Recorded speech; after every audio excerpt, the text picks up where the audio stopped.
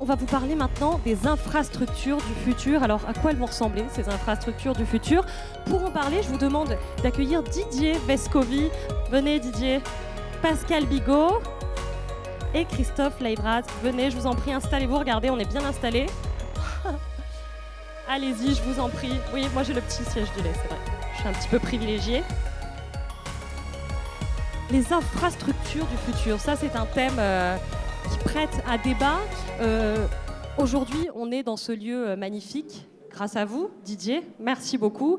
C'est vrai que prenez vos micros, ce sera mieux. C'est vrai que ces infrastructures, elles sont importantes. On y raconte nos histoires, les marques s'y projettent, on y invente d'autres histoires, on partage des choses avec les publics. C'est important aujourd'hui pour vous d'accueillir des événements comme In 2 Days, Didier Vescovi. Merci, déjà, merci d'être là. Effectivement, pour nous, c'est important parce que In 2 Days est un salon, en tout cas un événement. Je vais arrêter de dire salon parce que je vais me faire engueuler. Ça ne plaît pas beaucoup. Hein. Ça ne plaît pas beaucoup ni à Philippe ni à Juliette, donc je vais arrêter de dire salon. Vous allez vous faire mal voir. Donc c'est un événement qu'on a souhaité, qu'on a imaginé avec Philippe et qu'on a ensuite mis en forme avec Juliette. Et donc, parce qu'on est convaincu que ce type d'événement avec ce format-là est un format d'avenir.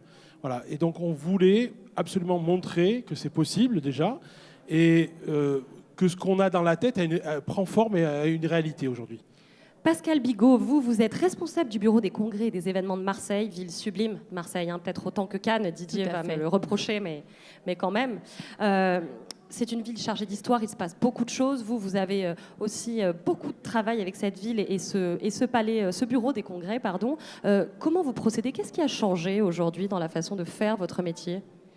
On travaille en équipe et c'est en fait, quand on part à la conquête d'un événement, on s'y met tous. Et c'est comme une équipe dans le foot ou n'importe quel événement sportif. On a besoin de chaque joueur. Chacun joue son rôle. Et grâce à ça, en étant fédérés, on arrive à gagner de très beaux congrès ou des salons. Voilà. Christophe Leibraz, quant à vous, vous êtes Head of Client Experience au Swiss Tech Convention Center de Lausanne. Alors c'est un poste assez rare, j'ai lu. Ça n'existe pas beaucoup finalement, les retours clients dans des centres de congrès. En quoi ça consiste concrètement? Bien, ça n'existait pas. On l'a créé parce qu'on se rendait compte que c'était une demande et c'était un besoin de la part des organisateurs. Et j'ai une équipe. On est une petite équipe, on est 20 personnes. Dans mon équipe, j'ai la moitié des gens, c'est-à-dire que j'ai la partie vente, communication et puis event management, gestion des événements, des chefs de projet. Et il faut une tête sur laquelle taper, c'est la mienne quand ça va pas. Quand ça va bien, on me le dit, on me le dit pas souvent, il faut assumer. Donc voilà l'esprit, voilà dans quelle idée est-ce qu'on a créé ce poste pour qu'on puisse faire le suivi avec nos clients et pas simplement dire merci d'être venu, c'est sympa, au revoir. Mais qu'est-ce qu'on fait ensuite, pourquoi, comment est-ce qu'on s'améliore? Alors c'est ça justement, qu'est-ce que vous faites de ces retours clients? La plupart du temps, vous essayez d'y répondre, je suppose, mais c'est possible la plupart du temps? Qu'est-ce qu'on vous reproche? C'est un sujet d'extrême brûlante actualité. Ce matin encore, j'étais en train de faire mes évaluations annuelles pour toute mon équipe. Et puis, on a 4 critères. Un critère financier, incoming, rentrée d'argent, un critère résultat net, et puis un critère qu'on a ajouté depuis 2 ans, qui est le critère de la satisfaction du client. On note sur 4. Notre objectif, c'est d'être à 4, forcément. Mais on est à 83 sur 4 aujourd'hui. 97% de nos clients disent c'était très bien à excellent. Et ça c'est le bon côté des choses, mais qu'est-ce qui ne va pas en fait? Telle était votre question.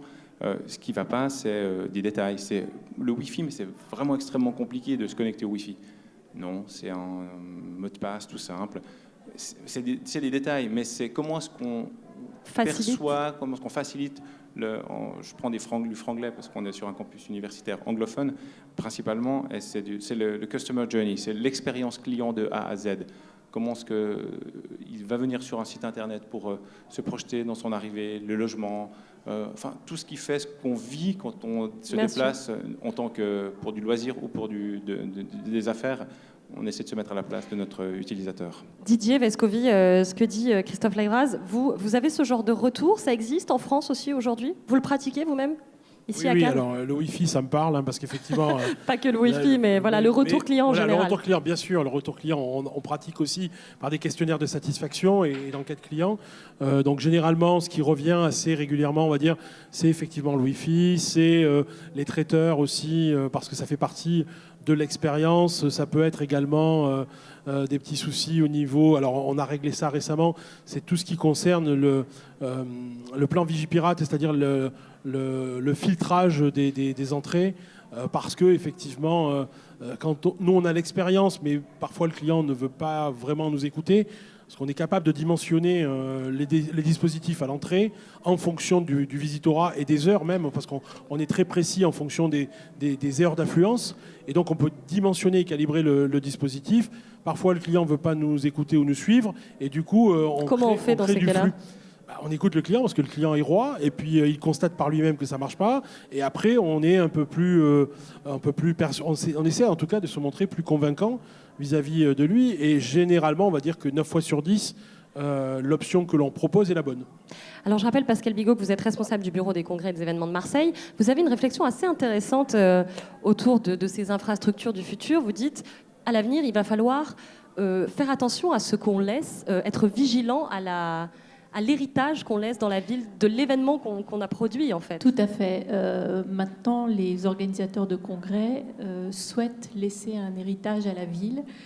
Alors ça peut être un exemple comme à Nantes, on avait accueilli, j'ai travaillé quelques années à Nantes, le congrès qui s'appelle Velocity, et grâce à ce congrès, il y a eu des milliers de kilomètres de pistes cyclables qui ont été construites à Nantes. Là, on accueille en 2020 le congrès mondial de la nature à Marseille. Et l'organisateur nous a demandé une montée en puissance de la ville en termes d'éco-responsabilité. Donc on est en train de travailler sur les hôtels pour que les hôtels soient plus éco-responsables avec une charte mise en place. Donc voilà, il faut penser que l'événement, c'est pas seulement un événement ponctuel, mais c'est ce qui va rester derrière dans la ville. Christophe Laïraz, qu'est-ce que c'est pour vous les infrastructures du futur? Qu'est-ce que ça implique, outre ce retour client dont on vient de parler, qui est primordial évidemment? Bon, je gère un centre de congrès qui est relativement nouveau. On a ouvert il y a pas encore bientôt 5 ans. Donc on est déjà considéré, enfin on était considéré à l'époque comme étant, on est un des derniers construits en Europe. Donc on est considéré comme déjà étant dans le futur. En un mot, je fais ma promo, après j'arrête, promis. Mais faites attention, ça va vite. Oui, non, mais on va y aller vite. En fait, les sièges se transforment.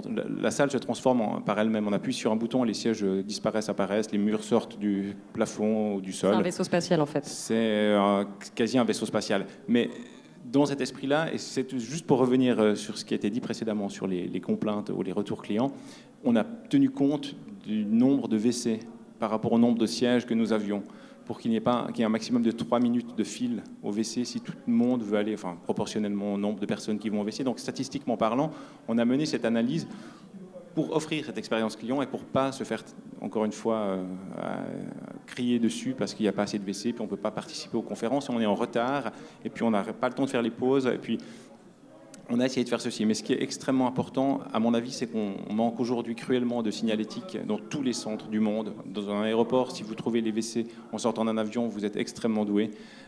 Si vous faites la même chose dans les transports en commun, c'est exactement ça. C'est très technique, c'est très pratique, et on a tous vécu ces errances. Mais c'est parce que, justement, on a d'abord travaillé sur quels étaient les besoins de nos clients avant de construire un bâtiment. Bien et sûr. ça, c'est basique, mais on a dû se battre avec des architectes. Et si je change un tout petit peu l'angle du débat, mais c'est vraiment ça. On a dû vraiment prendre très, très en amont ces points-là.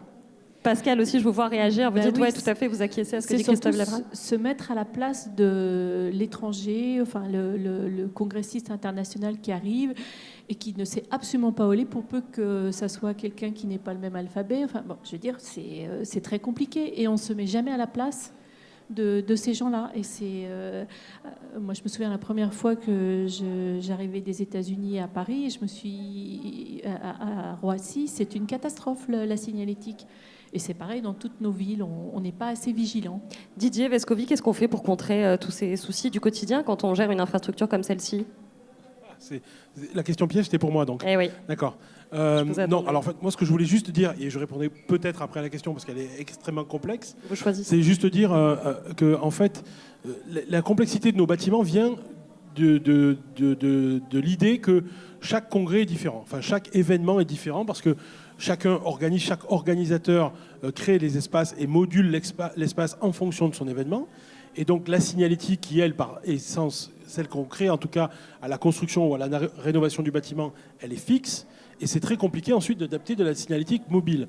Donc d'où notre idée à nous, au Palais par exemple, de construire une application mobile qui sera ensuite téléchargeable ou je dirais interactive avec des plans dynamiques, qui va pouvoir permettre à chaque participants, en fonction de l'événement, de se repérer dans le bâtiment. Parce que, en plus, pour ceux qui sont venus là pour la première fois, et encore ici, vous êtes dans un bâtiment relativement simple, mais si vous fréquentez le premier bâtiment qui date de 1982, là, on est sur une architecture beaucoup plus compliquée, que moi, personnellement, je trouve très jolie et très esthétique, mais qui n'est pas franchement adaptée à des espaces tels qu'on les conçoit aujourd'hui, très modulables.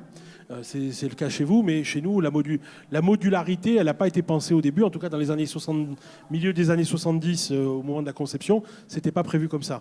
Donc c'est très compliqué pour répondre à votre question maintenant de dire, on est dans un bâtiment existant, on ne va pas raser le palais des festivals pour en faire un nouveau. Donc on doit l'adapter. On doit l'adapter avec les contraintes qu'il a, les contraintes mécaniques, architecturales, j'allais dire. Et donc probablement, en tout cas c'est la réflexion qu'on mène aujourd'hui, l'idée va venir de la signalétique digitale interactive et du numérique en général, pour pouvoir guider les participants. Christophe Leibraz, dites-nous. Oui, je me permets, en fait, on travaille sur deux axes. Aujourd'hui, on a de la signalétique avec des totems mobiles, signalétique, digital signage en bon français, et puis on a de la signalétique qui se fait par la lumière. Donc on va illuminer on va faire la projection, soit sur les murs, soit sur le sol, pour guider les gens. On n'a pas trouvé d'autres variantes, mais ça nous permet d'être extrêmement flexible parce qu'il n'y a rien de matériel et donc on peut le moduler en fonction des heures, en fonction des flux. Si on a trop de monde sur un buffet, ben on oriente, on met plus de couleurs sur l'autre buffet avec des flèches qui vont l'orienter de l'autre côté. Donc on doit jongler en permanence pour répondre à ceci parce que l'événement, c'est une pression énorme. Quand on prend un congrès annuel d'une entreprise, c'est une pression énorme. C'est parfois plus de 80% de leur rentrée financière. Donc ils ne peuvent pas rater. Donc on essaie de faire au mieux pour que le bouche à oreille fonctionne. Et c'est eux nos meilleurs ambassadeurs ensuite. Donc en fait, ce que je retiens de votre discussion à tous les trois, c'est qu'on venait auparavant dans un endroit pour son histoire, pour son aura, et qu'aujourd'hui, au contraire, on demande au lieu qu'on va habiter pour cet événement d'être modulable et de s'adapter à nos besoins. Là-dessus, on a vraiment changé notre façon de voir l'infrastructure. Si je peux me permettre, je pense pas, non. Je pense que c'est complémentaire. Oui. C'est-à-dire qu'à la fois, les visiteurs, les organisateurs viennent parce qu'il y a un lieu, il y a une histoire, il y a un environnement, un écosystème, un climat, la mer, voilà, ou un lac, etc. Et puis, ils viennent aussi si le lieu permet d'installer et excusez-moi le terme, de fitter à leur événement. C'est-à-dire que les deux sont complémentaires aujourd'hui. Et c'est justement l'association des deux qui va permettre un vrai succès à l'événement. Si on n'a une seule part des deux, à mon avis, on est un peu mal barré pour le succès. Alors à quoi elle ressemblerait cette infrastructure idéale du futur ? Est-ce qu'un de vous trois a un bon mot pour nous illustrer cet objectif-là ? J'ai déjà répondu à la question piège, donc je laisse à Christophe Leibraz. Moi, je vais répondre par une pirouette. Je vous donne un exemple. Des voisins d'ici, pas loin, on ne va pas les citer, une petite principauté, accueille régulièrement un événement pour l'Union européenne de football. Et puis, l'ancien président de vos compatriotes qui portait le numéro 10 à Turin, à l'époque, est venu voir notre infrastructure le jour avant l'inauguration de notre bâtiment. Il dit, c'est parfait, vous avez exactement tout ce qu'il nous faut. J'ai rien vu de mieux au monde pour accueillir notre manifestation. Je dis, merci beaucoup, monsieur le président. Mais en fait, il nous manque la mer. Donc on ne va pas venir chez vous. Je dis, OK. Donc on peut avoir le meilleur centre de congrès, et c'est exactement ce que tu disais. On peut avoir le meilleur centre de congrès au monde. C'est pas ce qu'on a, hein, évidemment, mais je reprends ses propos. Donc. S'il nous manque un élément, ben voilà, il faudrait la conjonction du tout. Mais il n'y en a pas, en fait. Je crois qu'il doit y avoir des centres de congrès et des infrastructures qui doivent correspondre au tout. Nous, on ne sera jamais un centre d'exposition et on ne veut pas être un centre d'exposition. Ce ne sera pas notre métier. On veut faire du congrès, on veut gérer le contenu. Et c'est les spécialisations, c'est les marchés de niche et c'est ce sur quoi on doit travailler et se positionner qui fait la différence. On ne doit plus être des généralistes, à mon avis. Pascal Bigot. Un centre de congrès, c'est un des éléments pour venir organiser son événement dans la ville. On a besoin d'hôtellerie, on a besoin d'infrastructures, on a besoin déjà d'accessibilité, Oui, c'est le premier critère. Donc voilà, on a besoin de chaque élément. Quand je vous parlais tout à l'heure d'une équipe, l'équipe c'est ça, c'est l'aéroport, la gare, les hôtels, le palais des congrès, tout ce qui peut être culturel, qui est lié. Enfin, bon, voilà, on a besoin de tout ça. Didier Vescovi. Comme dans toute affaire, tout business, c'est une chaîne de la valeur. Et la chaîne de la valeur, elle se cale toujours sur le maillon le plus faible. Voilà. Donc on a beau effectivement avoir le meilleur palais des congrès du monde, de l'univers même, et si on n'a pas le transport, enfin la plateforme aérienne ou le TGV à côté ou les hôtels, enfin les bons hôtels qui vont bien, à un moment donné, on est contraint par l'élément le plus faible. Alors justement, vous soulevez un point, c'est l'attractivité. Comment fait-on pour rester attractif, pour continuer à séduire les publics ? Est-ce qu'on change là-dessus de mode opératoire ? Comment ça fonctionne ? Comment on va à la rencontre de ces publics-là ? Par quel genre d'événements ? Des événements comme celui-ci, mais sur lesquels on rencontrerait par exemple des plateformes d'échange où on rencontre nos clients. Il y en a quelques-uns qui existent dans le monde. On l'a sur les grandes plateformes, on va les citer, IMEX et puis IBTM, qui sont les deux grandes plateformes. Puis après, il y a beaucoup de rencontres personnalisées, spécialisées, thématiques, régionales, sur lesquelles on va travailler, chacun avec ses spécificités, à un niveau national, avec un bureau des conventions, à un niveau régional ou à un niveau plus local. Et c'est comme ça qu'on le travaille. Mais, ouais, enfin... Je laisse la parole. Allez-y, Pascal. On le travaille aussi en local parce que pour faire venir un événement, on a aussi besoin de ce qu'on appelle nous un ambassadeur. C'est quelqu'un qui est spécialiste. Alors ça peut être un médecin qui, je sais pas, un directeur une personnalité dans un domaine précis. Voilà. Et c'est cette personne qui va pouvoir prêcher la bonne parole, mettre en avant la ville dans laquelle il travaille par rapport à ses pairs. Et c'est lui qui va nous aider à faire venir l'événement. Donc ça aussi, on a besoin du local. Donc c'est un peu votre rôle, Didier, ça. Par exemple, dans cette aventure d'In2 Days. C'est vous qui êtes l'élément ancré peut-être dans le local ? Encore une fois, très modestement, je ne suis pas tout seul. L'idée a germé dans deux têtes. L'idée s'est ensuite confrontée à une troisième personne. Et puis, effectivement, on a décidé de faire In2 Days parce qu'on croyait en l'événement, en tout cas au format de l'événement. Maintenant, qu'est-ce qu'il a d'original, cet événement en particulier ? C'est quoi sa spécificité ? Je dirais qu'il est à la fois disruptif dans son mode d'exposition, de présentation. Il est également disruptif dans les échanges d'idées, c'est-à-dire qu'on a vu déjà dans la première matinée, dans la première journée maintenant, parce qu'on arrive à la fin de la première journée, d'un certain nombre d'idées qui circulent, où les personnes qui assistent à une conférence peuvent passer d'une conférence à une autre, peuvent discuter avec l'intervenant tout à la sortie de la conférence, le rencontrer à nouveau dans une espèce de convivialité, le rencontrer sur un stand exposant, enfin on n'est pas un stand encore, je vais encore me faire engueuler, mais sur un espace de convivialité animé par une société. Et donc on a cette fertilisation, j'allais dire croisée, d'idées, voilà, on vient là, je pense, pour s'aérer un peu l'esprit, pour trouver de nouvelles idées, pour confronter son expérience à celle des autres, et au final, pour repartir plus riche que quand on est arrivé.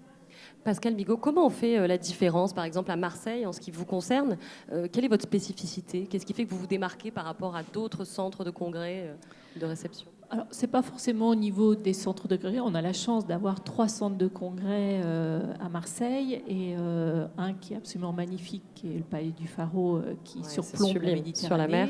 Un qui est extrêmement bien placé, qui est à côté du Stade Vélodrome, et puis un plus petit. Donc, on a une variété. Ça nous permet de satisfaire tout type de clientèle. Et puis, on a un environnement absolument magnifique. On a quand même 300 jours de soleil par an. On a une accessibilité quand même qui est relativement bonne, un aéroport en plein développement, une ville qui est en plein changement, qui est depuis capitale européenne de la culture, c'est une ville qui en 2013, qui décolle et donc c'est formidable de travailler dans une ville aussi dynamique. Alors Pascal Lévras, on vous a reproché de ne pas avoir la mer, mais vous avez ce centre vaisseau spatial qui fait la différence. C'est compliqué de s'occuper d'un endroit comme celui-ci, aussi technologique, aussi connecté? Non, heureusement, c'est très très simple. Ce qui est plus compliqué, par contre, c'est la faible notoriété d'une ville comme Lausanne au niveau international. Mais Il s'y passe beaucoup de choses pourtant. Oui, il s'y passe beaucoup de choses. C'est la capitale olympique. Il se passe énormément de choses. On a quelques multinationales du nom de Nestlé et autres. Nespresso à côté de chez nous, mais ça compte un peu quand même. Ça aide. Non, mais ça aide pour le business local, c'est certain. C'est beaucoup plus facile d'avoir du business local. Évidemment, ça complète agréablement ce qu'on a au niveau des congrès. Ce qui est intéressant peut-être dans la perspective en fait d'avoir ce centre, ce qui est plus compliqué, c'est comment est-ce qu'on le travaille et sur quelle niche et sur quel positionnement est-ce qu'on le fait. Et ça, on a essayé de le faire du fait qu'on a une autre particularité en plus d'être très technologique. On est basé sur un campus universitaire polytechnique de renommée mondiale, dans le top 20 mondial. Donc on a énormément de chance d'avoir des professeurs qui sont là, une mine d'or à portée de main, et on travaille étroitement avec ces professeurs pour faire venir des congrès. Donc ce sont nos premiers ambassadeurs, nos premiers vendeurs. C'est ce que vous disiez aussi, Pascal Bigot, sur la legacy. Qu'est-ce qu'on laisse en héritage, comment on symbiose, comment on s'imbrique dans la ville, en fait, c'est ça peut-être? Il y a 2 points de vue. Il y a déjà comment on va chercher les événements, et ça c'est grâce à nos ambassadeurs qui nous aident à les faire venir. Et puis derrière, ça peut être aussi avec un nombre de publications. Ça va être, il y a beaucoup de choses qu'on peut laisser à une ville. C'est difficile de faire une généralité parce que chaque congrès a sa spécificité et peut apporter un héritage à la ville. Qu'est-ce qui va se passer, Didier, après Into Days? Quels sont vos projets, vous, ici, pour Cannes, pour le Palais? Ce qui va se passer, c'est qu'il va y avoir encore 48 événements d'ici la fin de l'année, à peu près 80 spectacles aussi d'ici la fin de l'année, entre la saison d'été et la saison d'hiver. Voilà, donc ensuite, nous, on travaille activement pour l'Office du tourisme du futur. Donc, on va faire des travaux dans notre Office du tourisme au courant de l'été, et on va l'ouvrir aux environs du 15 septembre en version rénovée et réactualisée et digitalisée aussi. Donc voilà, pas mal de projets, et également toute la réflexion autour de la... Alors ça se voit moins de l'extérieur, mais on a engagé une grosse réflexion au niveau de l'équipe sur la transformation digitale et numérique de notre équipe, de notre organisation interne cette fois, pour justement pouvoir gagner en agilité, en fluidité, je dirais en transparence aussi, et en productivité. C'est pas un vain mot et c'est pas un gros mot non plus. C'est déjà le cas à Marseille? Par rapport au numérique, oui. On y travaille. Au niveau de l'office, on va d'ailleurs embaucher quelqu'un qui va s'occuper que de cette partie-là. Donc c'est nécessaire. C'est l'évolution c'est ce que les clients attendent. On se rend compte que l'entrée à l'office de tourisme est de plus en plus... il y a de moins en moins de gens qui passent la porte, mais de plus en plus de flux sur le site Internet. Donc il faut qu'on travaille absolument cette donnée-là. Les futurs enjeux, ils sont numériques essentiellement alors? Entre autres. Même question pour vous, Christophe Leibraz. Oui, et j'ajouterais un point. Totalement d'accord sur le fait que la numérisation est là, on doit le faire, on est dedans, et on doit être en veille permanente et on doit être agile. Mais j'ajouterais juste un point sur le rôle des offices du tourisme qui a changé, à mon avis, depuis 2-3 ans. C'est que, en tout cas en Suisse, et je parle pour celui que je connais bien à Lausanne, c'est que nous avons insisté, nous, Palais des Congrès, pour que les personnes en charge de cet office du tourisme et en contact direct avec la clientèle aient le droit de donner leur best practice, leur bon conseil, de dire ce restaurant-là, c'est mon coup de cœur, allez-y. Ce qui n'était pas autorisé avant. Peu avec l'expérience client. C'était pas autorisé avant parce qu'ils n'avaient pas le droit de le dire. Alors j'étais en rendez-vous avec quelqu'un de l'office du tourisme et moi, puis je leur disais ok, c'est bien. Écoutez ce qu'il vous raconte, puis après moi je vous dis ce qui est la vérité. Je vous dis quels sont mes coups de cœur, quelles sont mes adresses et quels sont les éléments locaux. Et ça fait la différence. Et c'est ce contact-là. Et c'est comme ça qu'on crée une relation. Tout à fait, c'est l'authenticité. Les gens recherchent d'être cocoonés, et ça on le ressent de plus en plus. Juste un mot sur la numérisation, parce que derrière la numérisation, ce qui est le plus important, c'est l'humain. Et donc l'outil numérique doit être doit être un outil au service de l'humain. Et donc nous, on le conçoit comme ça, en tout cas dans notre projet d'office, de nouvel office, c'est que le numérique va apporter un service supplémentaire, mais l'humain, il va apporter de la chaleur. Donc il va se libérer, je dirais, de l'aspect technique de la relation pour pouvoir se consacrer sur l'aspect humain et compréhension. Alors comment ça se passe au quotidien? Au quotidien, ça ne se passe pas encore, parce que ça se passera au mois de septembre, donc je ne vais pas tout vous dévoiler aujourd'hui non plus, mais justement pour que vous puissiez venir voir comment ça se passe à partir du mois de septembre. Avec joie. Mais l'idée, c'est aussi de dire que nos collaborateurs et collaboratrices de l'Office du tourisme vont sortir de l'Office. C'est-à-dire que pour moi, la vision, parce qu'on parle de palais du futur ou d'Office du tourisme du futur, pour moi, ça ne s'arrête pas uniquement au mur. Et donc, moi, quand je parle de notion de palais étendu, et peut-être à Cannes, c'est peut-être plus facile qu'ailleurs, parce qu'on est une petite ville quand même, 74 000 habitants à l'année, rappelons-le. C'est aussi parce qu'on a notre capacité, et cette capacité à se transformer en ville-congrès. À un moment donné, sur des très gros événements, la ville se transforme et prend la couleur du congrès. Et donc, le palais, l'événement, il n'est pas uniquement au palais, il est dans la ville. Il est dans les restaurants, il est dans les hôtels, il est dans les boutiques parfois, dans les cafés. Il suffit de voir certains cafés s'animer, voire très tard, même dans la nuit. Ce qui veut dire que quand on est à Cannes, on fait du business tout le temps. Et on le fait sous des formes différentes.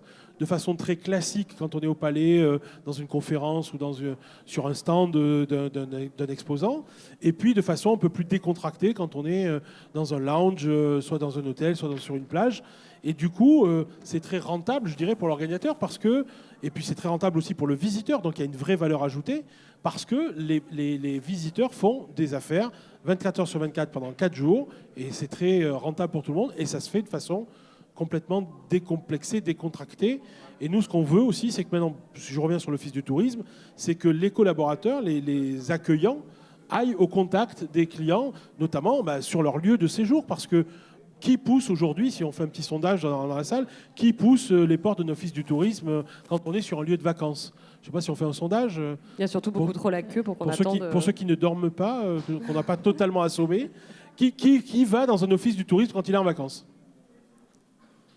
Allez, 30%. 30% de la salle. Donc ça veut dire qu'il y a 70% qui ne vont pas dans un office. Et pourtant, qui auraient probablement besoin d'un conseil ou d'un avis d'un greeter local qui lui dit voilà mon expérience, c'est ça que je te conseille parce que c'est sympa, tu es avec ta famille, tu es en couple, etc. Donc nous, on va faire ce pari de sortir de l'Office du tourisme et d'aller sur le marché, d'aller sur les plages, d'aller dans la rue avec des moyens de communication sympas, type un Segway animé, etc. Et donc d'aller rencontrer nos visiteurs. On a vu aussi dans les allées d'In2 Days de nouvelles manières de faire ça, avec par exemple, en prenant des photos, on peut savoir ce qui se passe derrière le monument, et du coup donc la digitalisation, le numérique vient aussi au secours, et on peut raconter de nouveau des histoires de la ville, et de tout ce C'est une expérience important. Augmentée. On appelle ça l'expérience Absolument. augmentée. Et le numérique, il est là uniquement pour ça. C'est-à-dire c'est pas quelque chose qui va remplacer l'humain. Il ne faut pas en avoir peur. C'est une expérience c'est un outil qui va prolonger l'expérience. Alors Christophe Leibraz et son vaisseau spatial nous fait les gros yeux, mais en même temps, vous êtes le seul et le premier à avoir développé ce retour d'expérience client. Donc ce n'est pas que ça. Vous, aujourd'hui, vous arrivez vraiment à lier les deux, ce numérique et ce retour d'expérience client. C'était le pari. On vous dit aussi des choses positives sur toutes ces infrastructures que vous avez mis en place? On nous dit des choses positives, mais on est un peu perfectionniste. Vous savez, on fait des montres, on essaie d'avoir des belles montres en Suisse aussi. On essaie d'avoir ce Swiss finish sur nos produits. Là aussi, dans cette expérience client, c'était ça notre volonté. On voulait ce Swiss made, cette expérience en disant oui, on est plus cher, bien sûr. Alors, aucune concurrence possible avec d'autres centres, que ce soit Marseille, Cannes ou autres. On sera certainement plus cher au niveau de la location des espaces, au niveau du food and beverage. Tout ceci, c'est certain. Mais par contre, c'est un prix. Et ce prix-là, vous allez le payer, mais vous aurez la qualité, vous aurez le suivi. Je ne dis pas que vous ne faites pas très bien le travail. Ce n'est pas du tout ce que je dis. Mais je dis, vous en aurez pour votre argent. Le value for money, il est terriblement important aujourd'hui. Et on nous dit, on est prêt à payer plus cher, mais on attend un retour véritablement sur investissement. On veut que ce soit parfait, on veut que ce soit à l'heure, on veut que ce soit exactement comme vous nous l'avez promis. Alors, la barre est placée haut, on essaye d'y répondre. Alors ça, c'est les retours positifs qu'on a de nos clients. Aujourd'hui, oui, on est plus cher, mais il n'y a aucun client qui nous a dit je regrette d'être venu chez vous parce que ça n'a pas fonctionné comme je l'entendais. Et ça, c'est notre plus belle satisfaction.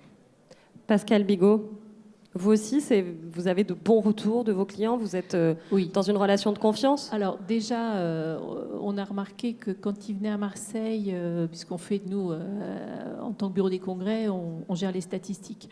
Donc, on a des retours et on est à peu près entre 5 et 10% de congressistes en plus quand ils viennent à Marseille. Donc, on est content. Alors, on gère, c'est vrai qu'on est au bord de la Méditerranée, on est la porte d'entrée de la Méditerranée. Mais donc déjà, pour l'organisateur, c'est un point positif de dire, si vous organisez à Marseille, vous aurez plus de monde. Donc déjà... Et puis quand on parlait tout à l'heure là, de déplacer l'office quelque part ailleurs, on travaille en ce moment sur un triporteur qu'on aimerait mettre, par exemple, à Notre-Dame de la Garde, qui est l'endroit le plus visité. Donc voilà, quand il y a des croisières, on est quand même un gros port de croisière, on déporte l'office de tourisme également parce qu'il faut renseigner les gens partout et être à leur disposition et efficace. Donc ça rejoint ce que disait Didier sur l'itinérance de l'offre, sortir aussi hors les murs de l'infrastructure pour aller chercher justement ces nouveaux publics. Oui, enfin tout ce qui est accueil croisiériste, on le fait déjà évidemment, parce que quand on a 2-3 000 personnes qui débarquent d'un bateau, il faut être là. On ne va pas les emmener jusqu'à l'office du tourisme, parce que l'embarcadère est un petit peu loin quand même. Effectivement, on a testé aussi le triporteur depuis 2 ans, depuis 2 étés en tout cas, on a un triporteur qui se balade. Et puis, mais il faut aussi des moyens. Alors le triporteur, c'est un peu encombrant. Donc c'est pour ça qu'on a pensé à des moyens un peu plus petits, le Segway. Et puis l'avantage du Segway aussi, c'est qu'on est au contact. Il n'y a pas un dispositif un peu élargi autour de nous. Donc on est au contact, on peut en descendre facilement. C'est un dispositif qui attire aussi un peu la sympathie, la curiosité. C'est ça, parce qu'il y a d'autres valeurs voilà. qu'on n'a pas évoquées dans ces infrastructures du futur. C'est évidemment le côté écologique, la prise en compte de l'environnement autour du palais, autour du congrès, du centre. Le triporteur, je crois qu'il est comme à Marseille. Il est électrique. Ah, il est électrique, voilà. Ah. Alors nous, il a la force motrice. Voilà, nous, Pour aller à Notre-Dame de la Garde. On n'a même pas été sympa pour leur donner un peu de truc électrique. Bon, voilà, il faut pédaler un peu. Il faut monter là-haut. Mais c'est vrai que pour monter à la Notre-Dame, il faut avoir de bonnes jambes. C'est quelque chose qu'on prend en compte aujourd'hui, l'écologie, dans la fabrication, la réhabilitation de ces espaces? C'est évident. Là, justement, par rapport à ce congrès là, de l'IUCN, le Palais des Congrès est en démarche actuellement pour ISO. Alors, c'est vous qui allez me dire, 20 000, je ne sais pas quoi, mais enfin bon, l'organisateur a demandé à ce que le Palais des Congrès soit certifié. Donc on a aussi un moyen en tant que client de vérifier votre engagement. Exactement. Et l'engagement de ces infrastructures vis-à-vis de ce genre de promesses. Vous aussi, Christophe Leibra, c'est clairement aussi. Mais on l'a énormément sur le. Est-ce qu'on peut organiser un congrès neutre en carbone? Oui, on peut le demander aux participants, on peut demander à l'organisateur de faire certaines démarches. On peut demander aussi aux infrastructures, que ce soit hôtelières ou au Palais des Congrès, de faire ceci. Et il y a souvent un parent oublié, ou un élément oublié. La 5e roue du char, c'est la partie nourriture. De redonner la nourriture non utilisée à des œuvres caritatives en fin de journée. Et puis ce qui a été... Voilà, ce qu'on ne peut pas redonner, utilisé par exemple pour nous. Vous le faites, ça? C'est des choses que vous mettez en pratique? Tout à fait. Ouais. Et on utilise ensuite tout ce qui est les résidus dont on ne peut rien faire de tangible au niveau nourriture pour produire du biogaz, par exemple. Donc Génial. Pascal, Didier, ce sont des choses inspirantes, j'imagine. Sur les achats, oui. Sur les achats, que les produits viennent dans une zone proche de la ville, ça c'est extrêmement important. Oui, alors nous, on est totalement là-dessus aussi, donc on est certifié, bien sûr. Mais la certification, c'est l'assurance que les déchets sont recyclés. Or, je pense qu'il faut qu'on aille plus loin aujourd'hui. Le recyclage, c'est aussi quelque chose qui est énergivore.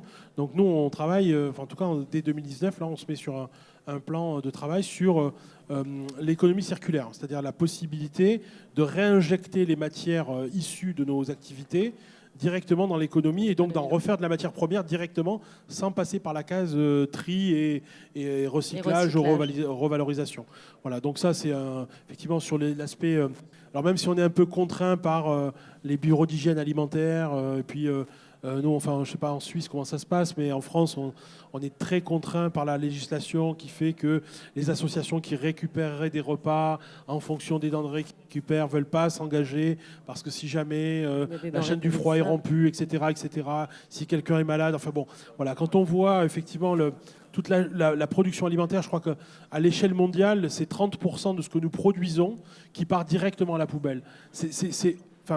En tout cas, moi, aujourd'hui, ça me révolte parce que quand on voit le nombre de gens qui n'ont pas suffisamment à manger, en tout cas, le déficit de nourriture à l'échelle mondiale, dire qu'on jette 30% de ce qu'on produit à la poubelle, c'est simplement scandaleux. Et je reviens du coup à ce que vous disiez, Pascal Bigot, sur legacy, l'héritage. Qu'est-ce qu'on laisse? Ça fait partie aussi, ce genre de démarche d'économie circulaire, de réinjecter comme ça des matières qu'on ne va pas consommer, ça fait partie des héritages et de la communication sur le bien vivre. C'est une prise de conscience collective aussi. Certains événements font que le territoire, là par exemple pour ce congrès, les écoles vont participer. Donc il va y avoir 1 an pour les enfants préparer ils vont faire des petites études sur justement l'éco-responsabilité, la biodiversité, etc.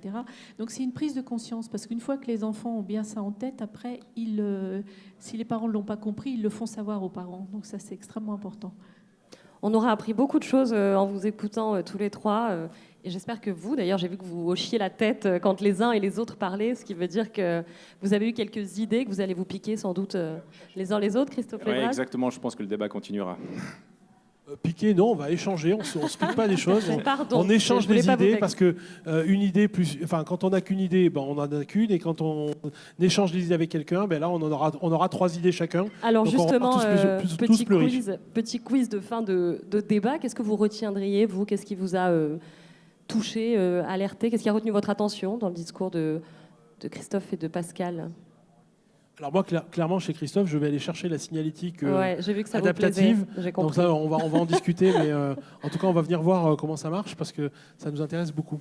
Vous pouvez regarder aussi, si vous venez à Marseille, le NH a toute sa signalétique au sol, comme ça, dans le nouvel hôtel qui a été fait à la place du Palm Beach. Donc, Christophe Lebras, vous, c'était peut-être sur quel point? Qu'est-ce qui a retenu? C'est une mosaïque de points que je vais retenir qui sont extrêmement intéressants, de voir les démarches qui sont entreprises dans lesquelles on essaye de faire avancer certaines choses et sur lesquelles on n'a pas forcément réussi encore de manière très active. Et je me tournerai vers Pascal pour la partie relation avec le bureau des congrès. On a beaucoup à partager. On n'est jamais satisfait de ce qu'on a chez soi, donc on pense que c'est mieux ailleurs. Je vais contrôler avec Pascal. Merci beaucoup à tous les trois. En tout cas, j'espère que vous serez convaincus par ce que les infrastructures du futur peuvent nous apporter. On l'a vu, de l'écologie, du numérique, beaucoup de thèmes et beaucoup de choses, mais aussi du social, évidemment, beaucoup de choses à traiter et à faire avec ces palais des congrès. Merci beaucoup à tous les trois, encore une fois. merci. Merci.